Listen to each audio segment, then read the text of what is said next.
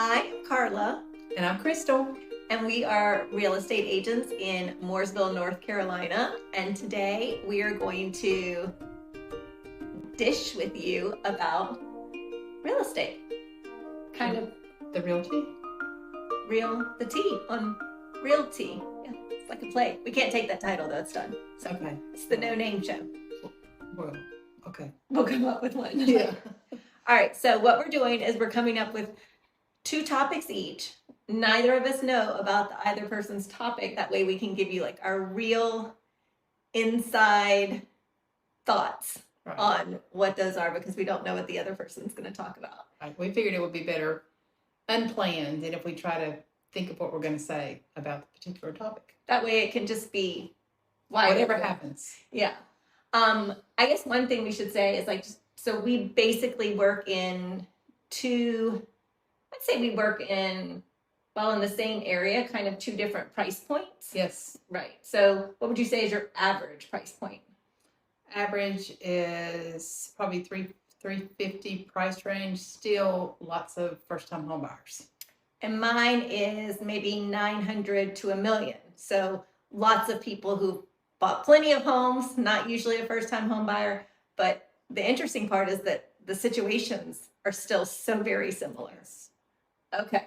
Do you want to give me your first topic, or do you want me to go with my first topic? I'll give you mine first. Okay. Did you come up with 2 topics? Mm-hmm. Okay. Okay. I'm sure that you've been watching my TikToks. So in one of my most recent TikToks, I talked about things that I have learned, things that I've learned from doing real estate, where I'd learned lessons that I would never do in a real estate transaction. I'm going to have to give you an example. Like I said, I would never not do a home inspection. I would never, I can't remember all of them that I said, but I was going to ask you, what is something that you didn't know prior to selling real estate that you have learned from being a real estate agent, that you personally have learned a lesson? I would never use the listing agent as my real estate agent. That's a good one. And you've done I've that. done that. Yeah. I've done that. Before I was a realtor, I specifically remember there was a home next door to us that went up for sale. We'd always liked the home. We decided we would really like that home. And we called the real estate agent and said, we'd like to make an offer. And she represented the seller at that time. I had no idea that didn't mean that she didn't also represent me. And it turns out that she also was representing another buyer who was also bidding on the house. So she has these 2 basically unrepresented buyers, I would say, and she knows everything and just kept playing us back and forth until finally we just had to bow out because, we were moving next door. It was getting a little bit ridiculous. What year was that? How long ago was that? That would have been around 2004. Okay. Yeah. So, yeah. So you don't remember, because you were in real estate, you don't remember anything about disclosures, or was she a dual agent? Was she only represent the seller? Did she hand you that piece of paper and say, sign this? I don't recall getting anything. And I have worked with that agent, again, as a real estate agent. Okay. And now knowing what I know now, I definitely would not have done that. But I just think it's a really good idea to have your own representation. Yes. Even like if you're buying new construction, everybody thinks that, if you're buying new construction, you don't need a real estate agent. In fact, they really don't want you to get one, but you're not going to get the difference. They're not going to give you that commission. That's right. Back either way. So why not? Well, explain that. Explain that a little bit better? So typically when you go to buy a new construction home, the agent that works for the builder is a salaried agent. And they have already built in a commission for the buyer's agent. So if somebody comes in with a buyer's agent, they've just built that into the price that they're going to offer, whatever it is, let's say 2 or 3%, whatever their commission offer is. They've already built that in. So if I come in and I say, I don't have an agent, can I get that 3% off the sale of the price? The answer will be no. And the main reason is because if they cut that price it hurts all their other homes in appraisal values. Right. Because it's not going to say, oh, we gave them commission. Yeah, and it may feel that way to the buyer because they may say things like, well, we can give you some blinds, or we'll throw in appliances, or we'll upgrade this or that. You're going to get that representation anyway because we know all the things that the builders will give and things that they want. Right. I know that I can probably get ceiling fans or blinds or washer dryer or an upgrade here or there. Yeah. Yeah. Okay. So that's good. That's mine. Okay, that's a really good question. I know. It's already. I don't know if we're going to be able to have these good questions every time. So y'all have to tell us some questions. Okay. I went a different route. Okay. I wanted to know what are your feelings on cameras in houses? You know, like you've got the Ring doorbells, everybody's got the cameras like everywhere. Like, what are your thoughts on that? Like, how does that impact you as a real estate agent? Yeah. Well, I don't have any cameras in my house personally, but I see cameras in lots of houses, and I warn my clients about cameras in houses. But even if I don't see a camera, I tell my clients to assume that we're being taped. Yeah. I mean, I tell, like, the number of things that I have heard my clients send to me from the Ring doorbell is staggering. What people will say in front of a Ring doorbell. Yes. I've had people say things like, look at someone's photograph. I want to say who said it, but an older lady, and I'm an older lady, but she was older lady, was looking at the people in their family photo, and she said, "Oh Lord, that woman is much prettier than he is." And I thought, oh my gosh, because you know that what.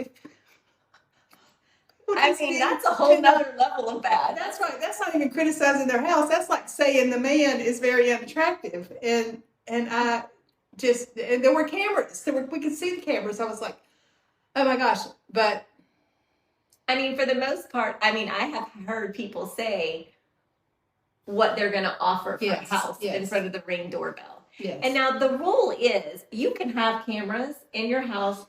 You can watch, but you are not supposed It is. It's against. It's not like a silly little real estate law. It's North Carolina law about recording people's voices without their consent.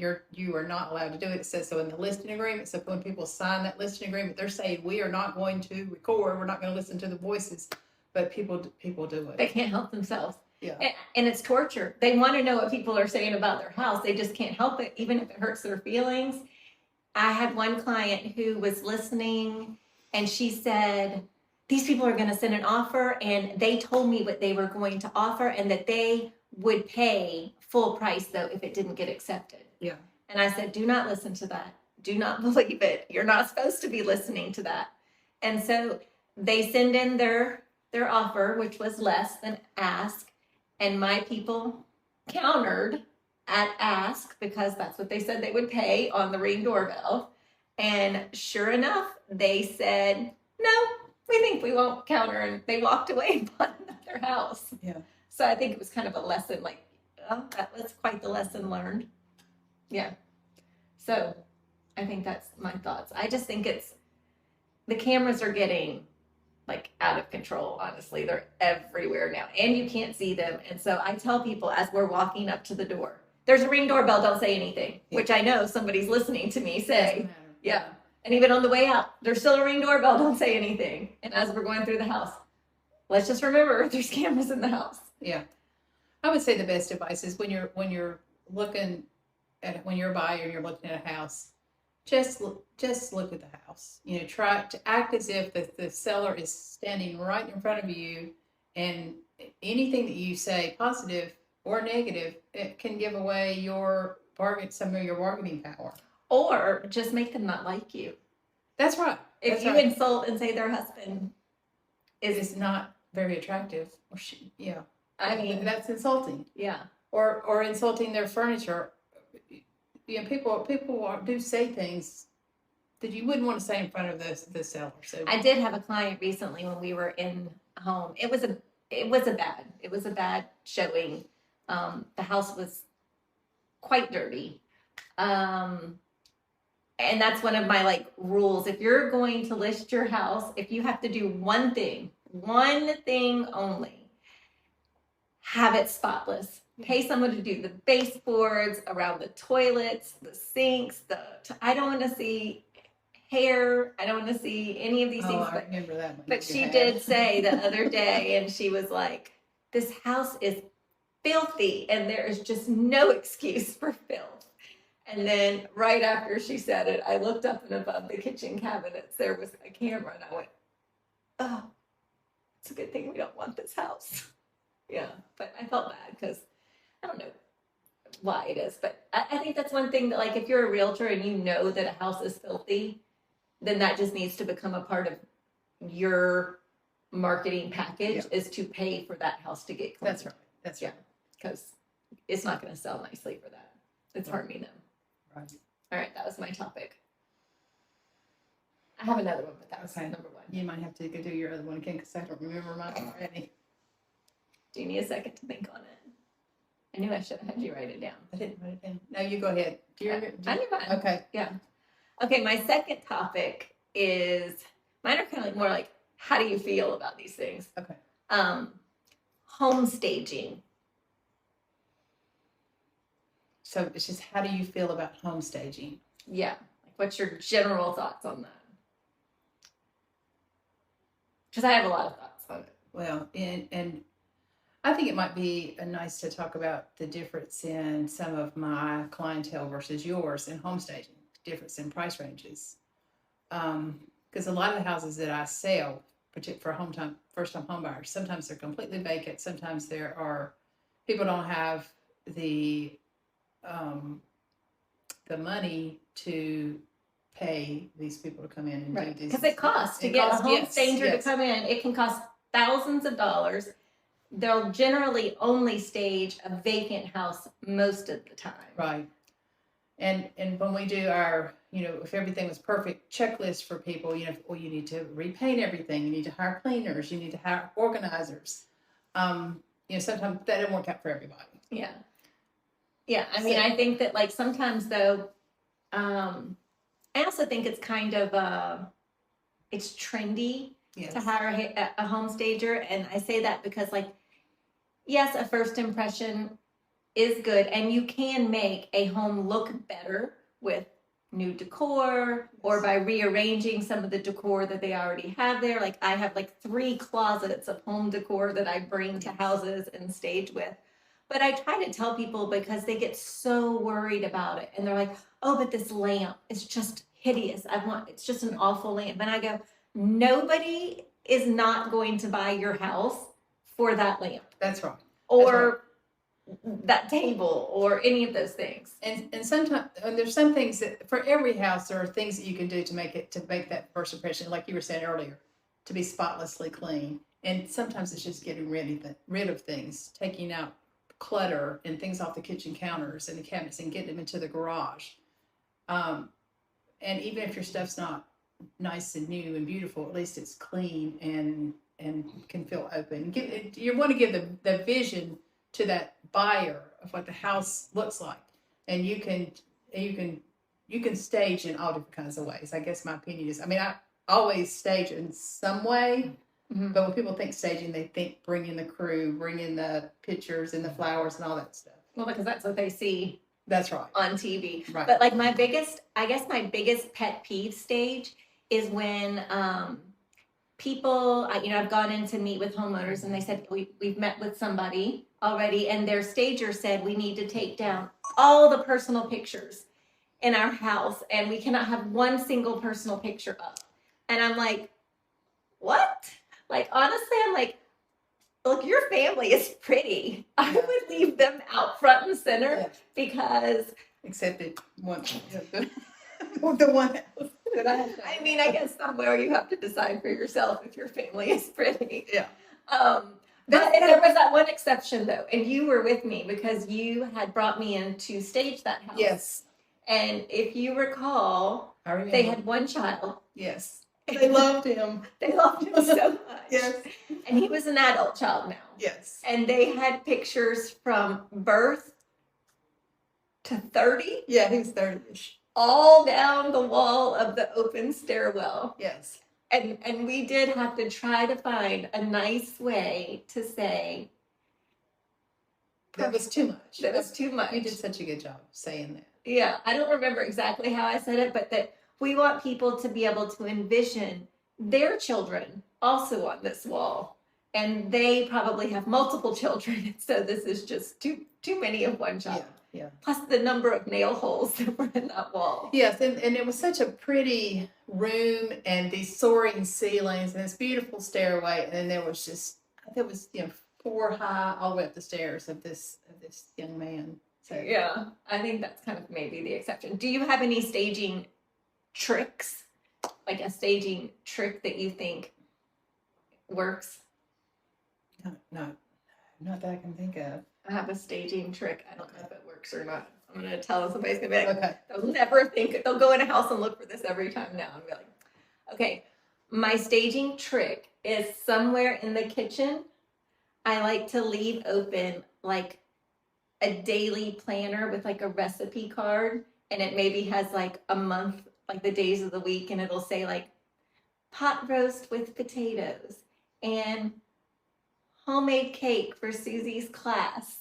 And I'll put like 3 really just how we all envision, like if we lived here, we would make pot roast here. Are you kidding me? Like, knowing I've never cooked a pot roast in my life, but like I envision that that's what people, they want to feel that life can be just so how they, just like how you envision it in a magazine or on a TV show or something. Like right now, I'd have the KitchenAid mixer out with a stretch and fold instructions the bread, because everybody's making the bread. Yeah. So whatever the trendy thing to do is at that time, maybe that's kind of like my little, we'll just put this over here. I wouldn't write things like pay the bills, change the oil. Like those aren't fun family things. I'm going to put like the fun stuff. Huh. Yeah. Has anybody ever commented on it to you? Do you do it at all? In all of my houses? Well, I don't stage all of them because some of them have really, but I have had agents go, oh, that was so sweet. My client just thought that was the cutest, but they think it's the homeowner. So, I feel a little bit like deceptive. Well, now everybody knows. Yeah, it may or may not be the homeowner. It's how they wish they lived. It's in their, you know what it is? I am, what do you call it when you put it into the universe? I don't know that word. I'm projecting it. That whoever moves into that house, I'm manifesting it. There you go. I am manifesting this beautiful life for whoever lives there. Yeah. Well, that kind of goes along with what my next topic is. Similar topic. Okay. Are you sure this was your similar topic, or did you just make it up? No, I didn't make it. I didn't make it up, but I did think of another one while we were talking. So this isn't the original one. No, that's right. I would like if they're written down next time. you can confirm that I'm staying on topic. Yeah. Do you have a way of knowing if the house, when you're looking at a house, if your client loves the house without them saying, I love the house? Any tricks, when people are looking through their cameras at buyers walking through their house? Yeah. Is there any telltale signs? Yeah. That they're going to buy the house? If they start talking about their furniture in this space, better yet, if they start talking about where the Christmas tree is going to go, that's such a that is like, they are buying that house. That is such a good one. Yes. I don't know why people are so concerned about where the Christmas tree is going to go, because honestly, my Christmas tree has been in 5 different spots in my house. But they definitely, if they talk about that, that's a good one. If they are picturing where their furniture is going to go, that's another good one. I had one lady that got into the bathtub to make sure that she fit in it, and I thought that's a pretty good sign. Yeah, I've had a couple people get in bathtubs. I have lots of men that will step into a shower. It's always been men that just happen to be super tall, and the showers often do not accommodate somebody that's over 6 foot tall. And I've had men get in the bathtub, which is always never had that happen. shocking. Never had that happen. Yeah, and I'm like, you take baths. Yeah. I don't know if I wanted that picture in my head. Yeah. Yeah, so I think those are good. Like, do you have a telltale sign? Yes. They walk in the door. They walk in the door and they go, wow.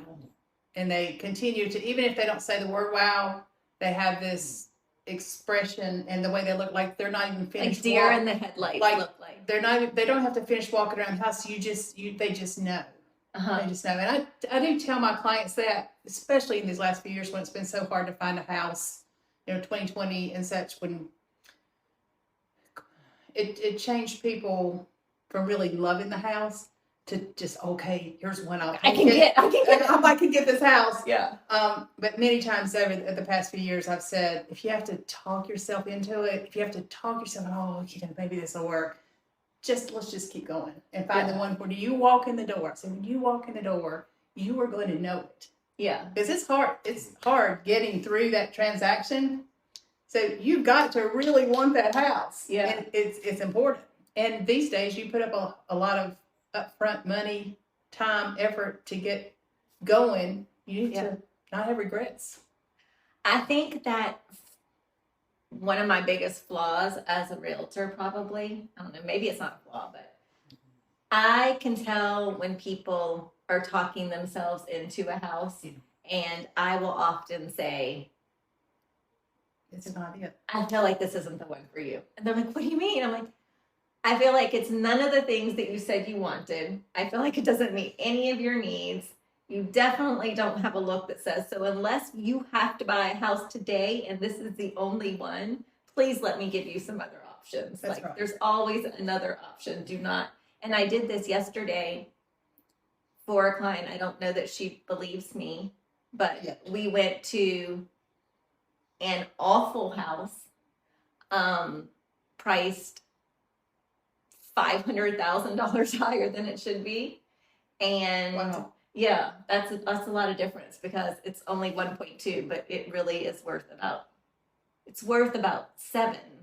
But in this market, it could maybe get 8. But she's talking herself into this house. Not only do we not even know if she can get it for that price, but and I have to change this, and I have to change this, and I have to change this. And I was like, let's add these changes up. Let's just add them up. We'll see what they are. $346,000 later. I'm like, are you sure this is the house that you want? Right. Because that sounds like an awful lot of change. Yeah. And she said, well, do you think it's a good deal? And I'm like, no one's ever going to look and say this was a good deal. Like, it's just never. So I'm the sometimes Debbie Downer agent, I guess. I like to think of me as the real realist. That's right. Well, you have to be an advocate for your clients, and even when they can't see it. That's right. Because it's difficult. Every time, no matter how many times people have bought and sold, it's always stressful, and it's a big decision. Yeah, that's awesome. Do you feel like we covered some good topics today? I do. I don't even know how long we've been talking for. Oh my, we've been talking for 24 minutes. Wow. That's a really long show. If you hung in there for the last 24 minutes, they're gone. That's so. I bet my daughter will watch for 24 minutes. Yes. Yeah. And your daughter will watch for 24 minutes. Yes. So if you hung in there, thank you so much. We hope to bring you these more often. Maybe, I don't know, could we do this once a week? Could we come up with topics once a week? We can come up with lots of topics. If you have a topic, that'd be super helpful. But we just appreciate you coming to chat with us. And hopefully we'll find a good title for this. That's right. Show. We'll have a name for our show eventually. Yeah. All right. Thanks so much. Bye. Bye.